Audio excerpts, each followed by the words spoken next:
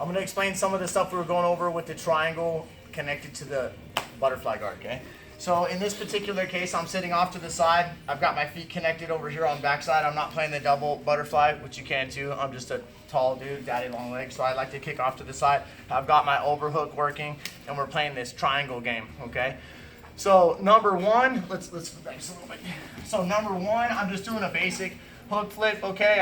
I shove it in between his legs, but I used to shove it down like this and then try and get the hook flip, but the bad part is when he totally sprawls out, he's completely flat with his hips. Come back up. So when I put my elbow like this on the mat, then it has that space. You see, once Brock tries to sprawl, so his hips are still up, which enables my leg to still be not so compressed. I can kick off the ground or I can kick his hips, and I start to land into this position by shoving his wrist between my legs while I'm here like this.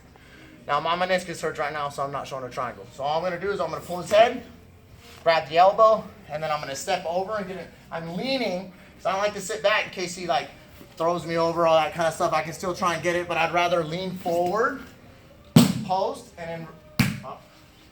And so from this angle. So I'm here, elbows on the mat. I can either kick his leg over, especially for the shorter guys, or I can push off the ground. I can follow if I need to. Shoving his wrist between my legs. Complete the mount. As you come up, put your hand on the mat and lift his head. That way he can't bridge or anything. Step over nice and deep. Slide, grab the elbow. I'm gonna post far and go for the inverted arm lock. Okay, that's cool. Number two that we did was get into like what Eddie Bravo calls the pyramid position. So maybe I'm here and his arm comes out. Boom. I get my knee above his shoulder. Now, I'm tall, so I put my foot on the hip, but some people, you can't do that. If you're shorter, but you got to keep your knee in front of his shoulder. So don't worry about this foot being on the hip. If it can, cool, but if not, then it can't. I grab his wrist and my foot comes all the way over to this shoulder point, not here, like this. I don't like to just hold the overhook. I like to control him at his head, but still controlling the overhook like this so he can't quite pull out. I feed his arm, or he squares up on me and does it on his own. Now I switch my grip to the ultra powerful grip, and I push out. Now I can pull out, cross my legs. Well, today we're doing inverted arm lock. So I turn, reach, grab his leg, pushing up on his elbow. One more time. Just go over this way.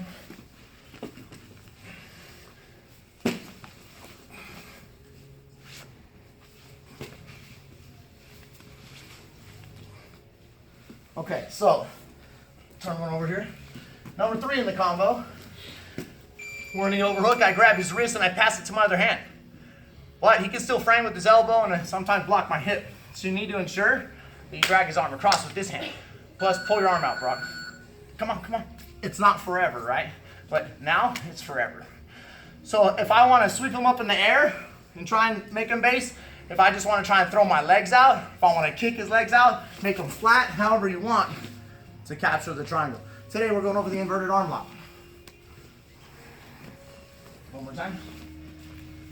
From here, feed the wrist to this hand, grab the elbow, maybe I sweep him, maybe not, grab the elbow.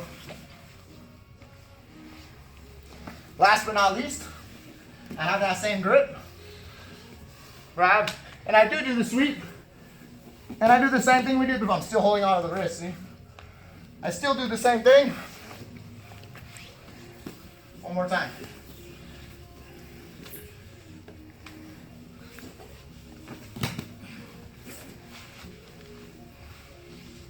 Triangles, inverted arm bars, and butterfly guard. All right, guys, get water, let's roll.